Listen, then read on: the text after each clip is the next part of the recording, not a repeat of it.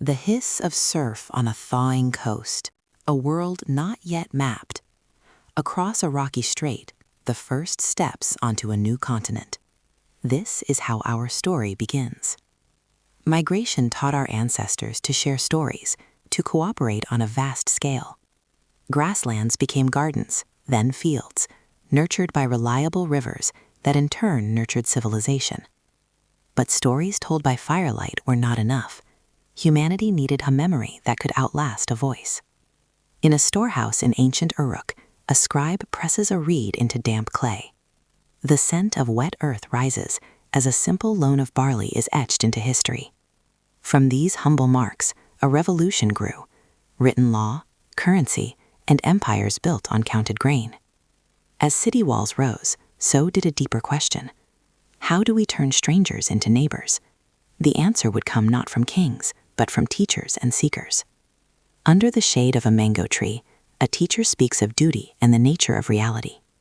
In South Asia, these ideas would blossom into the layered traditions of Hinduism and the Buddhist path to liberation.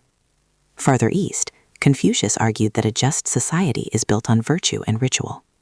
These philosophies became the silent grammar of daily life, shaping families, work, and government for billions. And in the West, by a dusty city gate, a prophet's voice rises, challenging a king. From the deserts of the Middle East, a radical new idea emerged: a single universal God. This covenant, first forged in Judaism, would give rise to Christianity and Islam, uniting vast communities through shared faith and turning strangers into a global family. Their call for justice and mercy continues to echo in our modern debates on rights and belonging. At the same time, along the shores of the Mediterranean, another experiment was taking shape.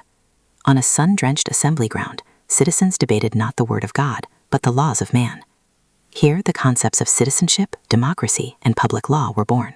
Every time we vote, sign a contract, or rely on a court of law, we are living out the legacy of these ancient arguments.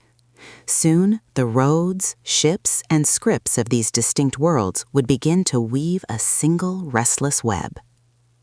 The wind snaps a sail in a bustling Swahili harbor, the air thick with the scent of cloves and salt.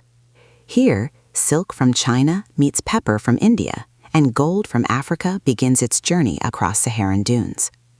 From the Silk Road to the monsoon routes of the Indian Ocean, a planetary network of exchange was knitting continents together, carrying not just goods, but ideas, technologies, and faiths. Then, sails pressed into the great ocean, and the world was forever changed.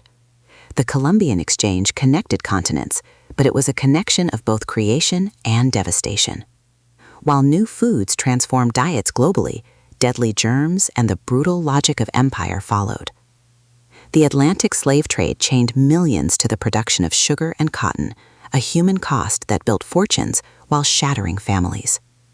And even as the Enlightenment championed reason and liberty, a new industrial age was wiring nature to engines, accelerating connection at a breathtaking and often brutal price. The 20th century saw this acceleration reach a terrifying climax. World War I smashed ancient empires.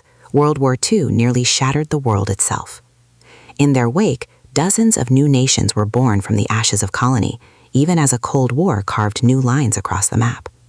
Finally, in our own time, globalization, powered by shipping containers and satellites, has pulled the world closer than ever. Our digital networks now connect households in an instant. This shared past fuels our most urgent debates today, from migration and climate change to the ethics of gene editing and artificial intelligence.